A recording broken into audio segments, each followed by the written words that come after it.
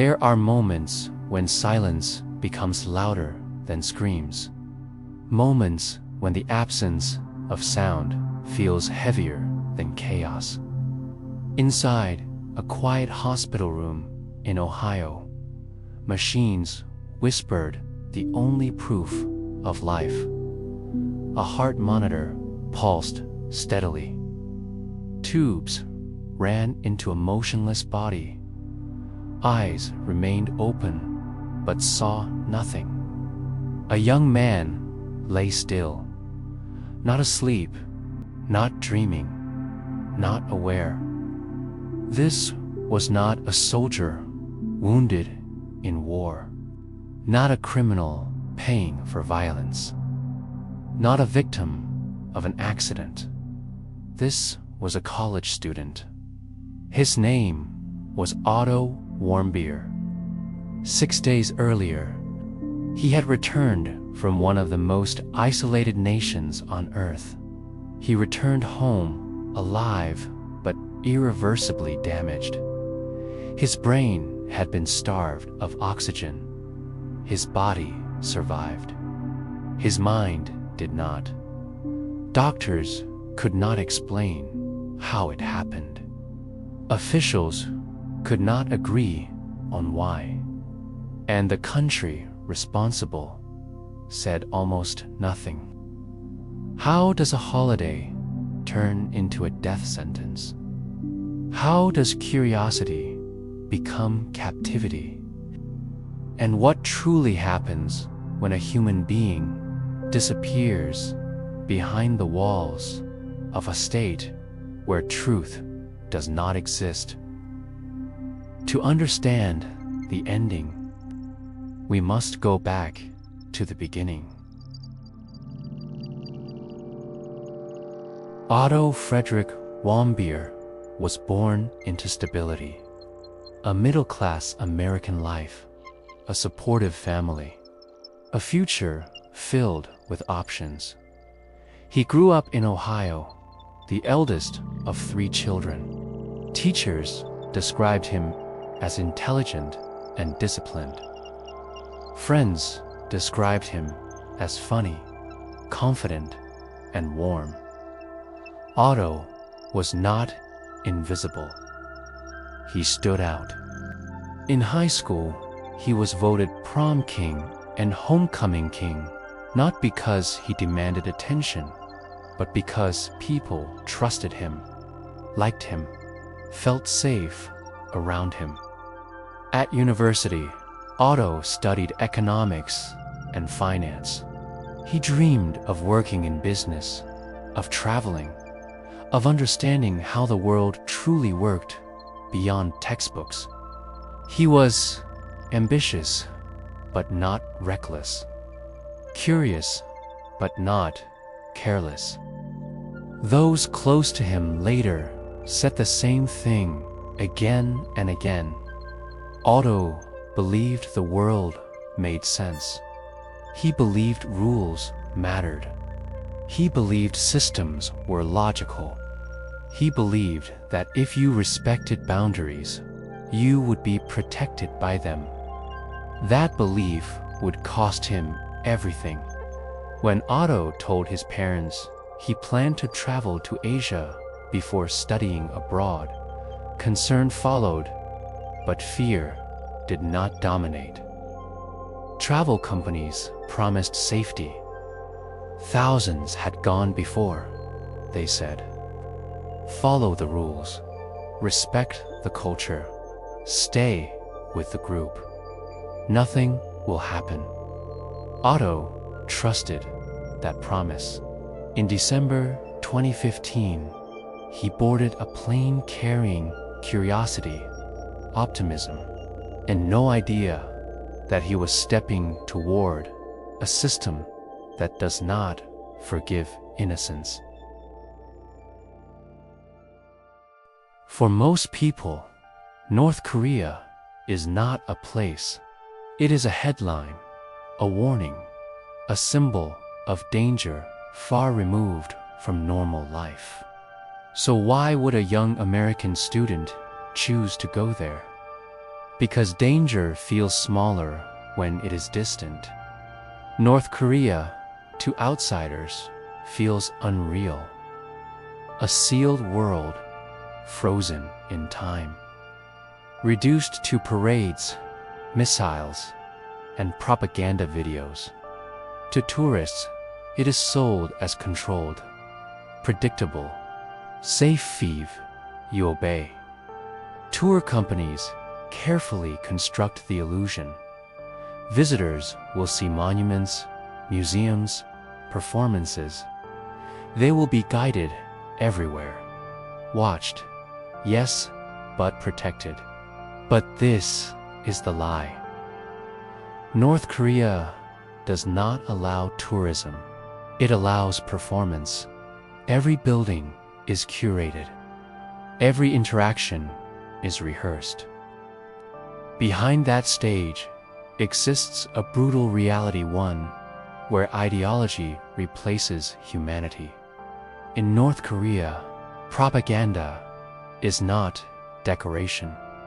It is sacred. Posters are not paper. Slogans are not words.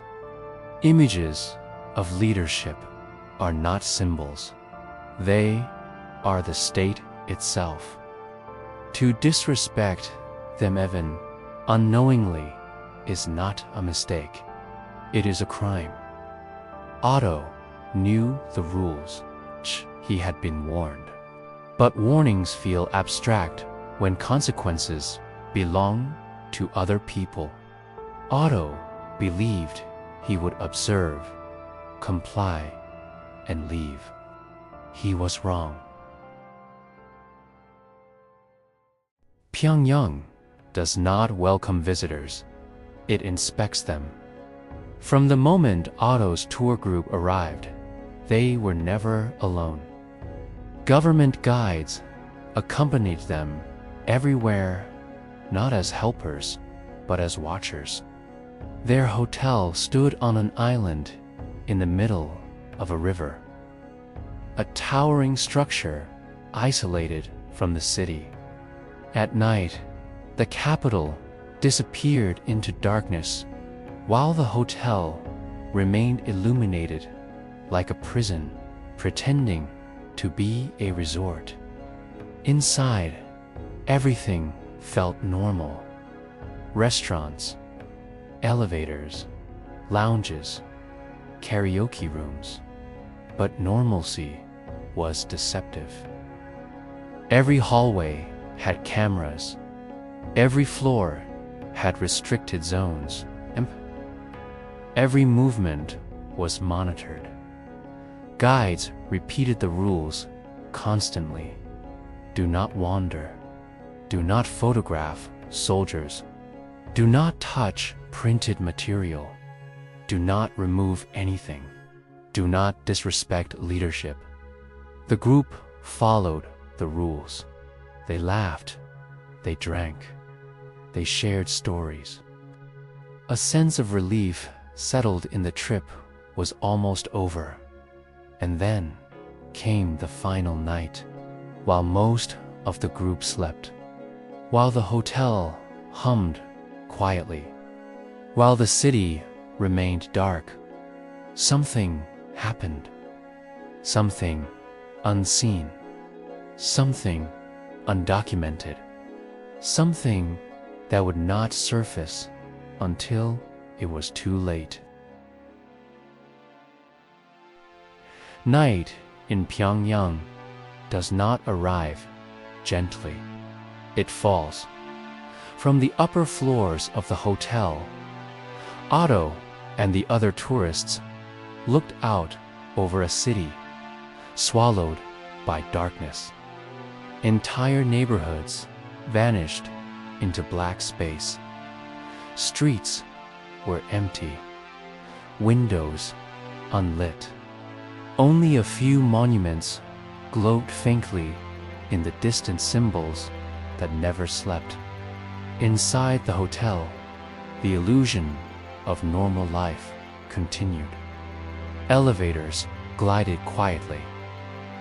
Hallway lights flickered with artificial warmth. Music played softly in the lounge. Cameras watched without emotion. That evening, the tour group drank together. Laughter echoed briefly, then faded. One by one, doors closed. Footsteps disappeared. Silence returned. But sometime after midnight, someone stepped into the hallway. We do not know the thoughts of that person. We do not know the intention. We do not even know with certainty who it was. What we know comes only from statredia, footage, grainy, distant, incomplete. A figure moves through a restricted floor. The camera angle is poor. The face is unclear. The moment is brief. According to North Korean authorities, the figure attempted to remove a propaganda banner, a slogan praising the ruling ideology, an object treated not as paper but as sacred law. If true, this act, no matter how small, crossed an invisible line. In North Korea, context does not matter. Intoxication does not matter.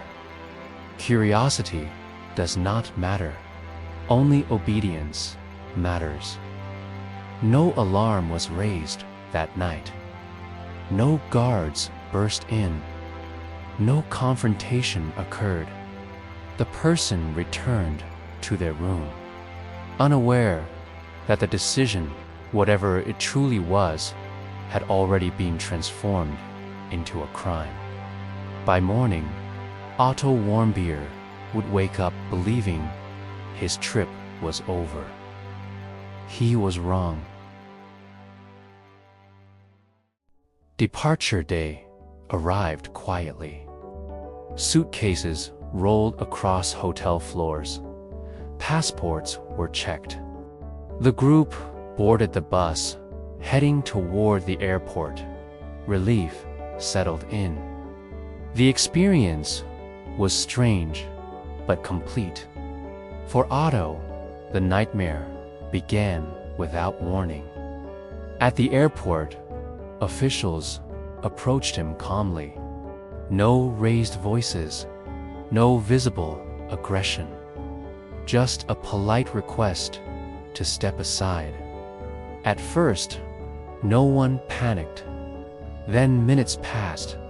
Then Otto did not return. The plane departed without him. His seat remained empty. His belongings untouched.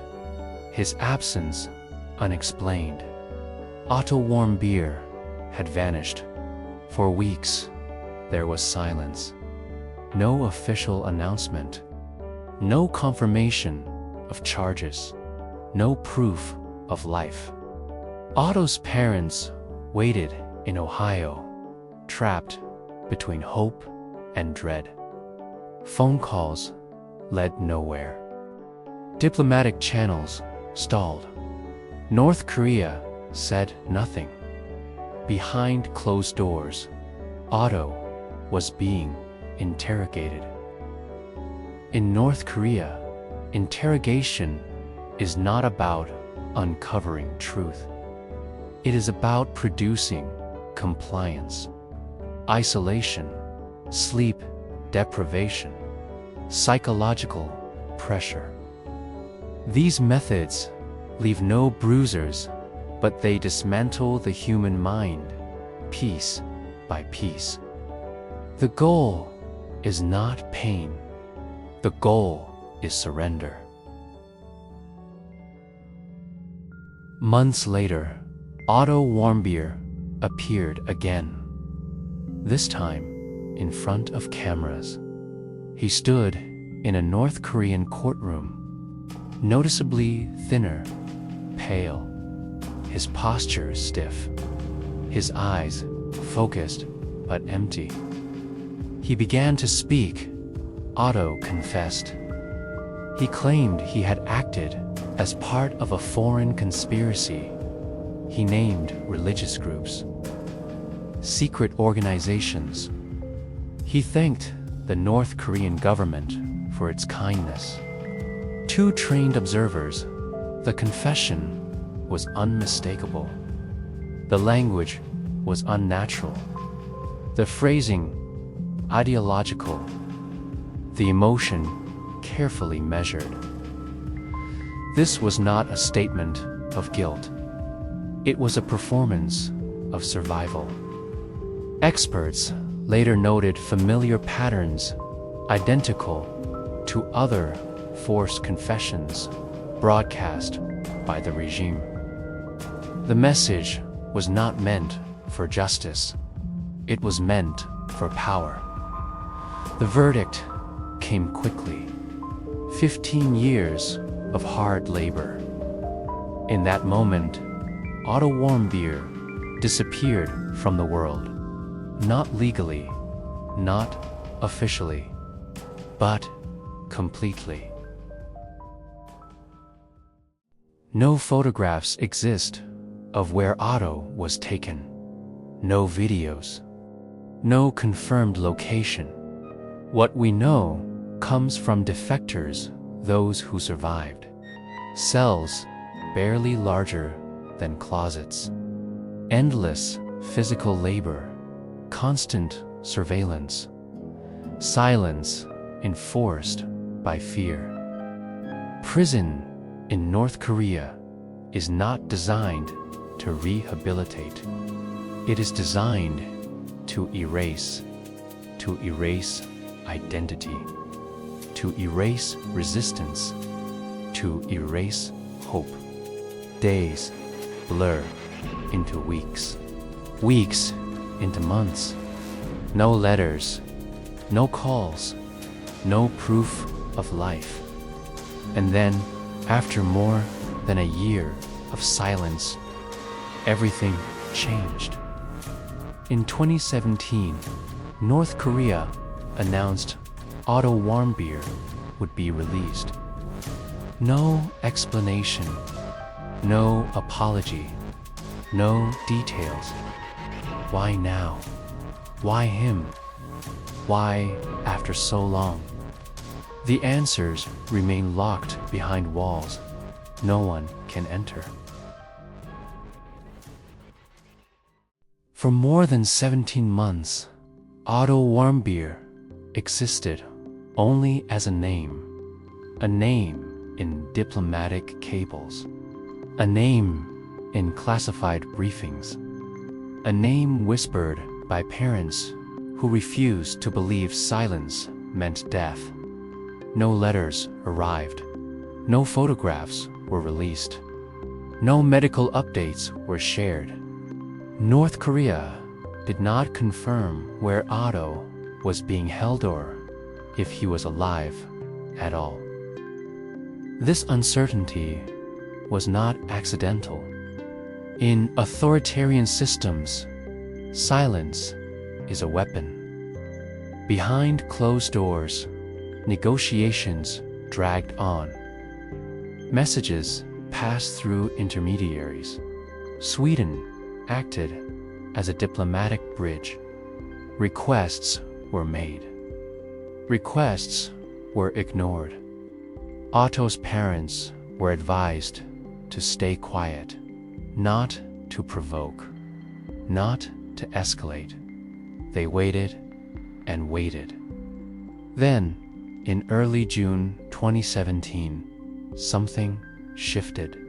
North Korea delivered a message, short, controlled, chilling. Otto Warmbier was alive, but he was unconscious. No explanation followed, no details. Only a sudden permission.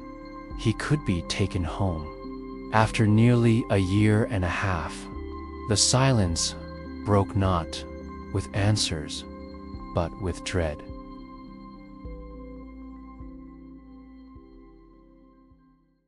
On June 13, 2017, a medical evacuation plane touched down on American soil. Inside, Otto Warmbier lay motionless. The young man who had left the country healthy, curious, and full of life returned profoundly altered. His eyes were open but unseeing. His body moved but without purpose. He did not speak. Doctors described his condition as unresponsive wakefulness, state where the brain no longer connects awareness to the body. His parents barely recognized him. He was thinner, his hair shaved. A feeding tube ran through his nose. When they heard the involuntary sounds coming from Jim and Human, uncontrolled, they understood immediately. Their son had been broken. Otto was rushed to the University of Cincinnati Medical Center. Teams of neurologists worked through the night. Scans were taken. Tests were run. The results were devastating. Otto's brain showed extensive global damage. Not localized trauma, not injuries consistent with repeated beatings, but something else. A catastrophic loss of oxygen to the brain. North Korea offered an explanation. They claimed Otto had contracted botulism, a rare foodborne illness, and had reacted badly to a sleeping pill. American doctors were unconvinced. Neurologists found no evidence of botulism, no signs of chronic poisoning, no structural damage consistent with prolonged physical torture. What they did find was something both clear and more disturbing. Otto's brain injury occurred all at once. A sudden event. This type of injury is typically caused by cardiac or respiratory arrest. In simple terms, Otto stopped breathing. Why? That question has no confirmed answer. Possibilities remain. An allergic reaction, medication overdose, choking, asphyxiation, a failed suicide attempt under extreme psychological stress. Each theory fits parts of the medical evidence. None can be proven. What could almost certainly be ruled out was prolonged, repeated physical torture to the head. Such abuse leaves asymmetrical damage. Otto scans showed uniform destruction. This did not comfort the family, because whether beaten or neglected, drugged or despairing, the outcome was the same. Otto had been left to die. Otto Warmbier died 6 days after returning home. He was 22 years old. The world reacted with outrage. Politicians spoke of murder. Media spoke of torture. North Korea denied everything. But Otto's story had already outgrown the truth. He had become a symbol. To Pyongyang, he was leverage a hostage in a high-stakes negotiation, useful as long as he lived. To Washington, he was proof of face for the brutality of an enemy regime. As tensions rose between two nuclear powers, Otto's name echoed through press conferences and political speeches. Threats were made. Sanctions tightened. Missiles were tested. War felt possible. Then Suddenly, everything changed. In 2018, diplomacy replaced threats. Leaders met. Hands were shaken. Smiles were exchanged. Otto's name faded from the conversation. History moved on, but Otto did not. Otto Warmbier was not a spy. He was not a saboteur. He was not a criminal in any meaningful sense. He was a young man who crossed into a system that does not forgive mistakes. Whether he stole a poster or not may never be known. Whether he was tortured or driven to despair may never be proven.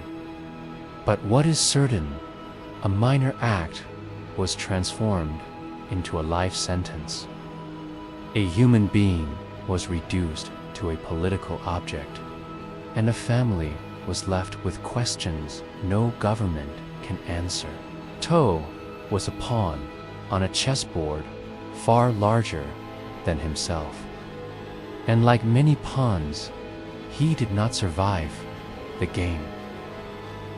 This wasn't just a story, it was a warning. Subscribe to SK Docs, where hidden truths come to light.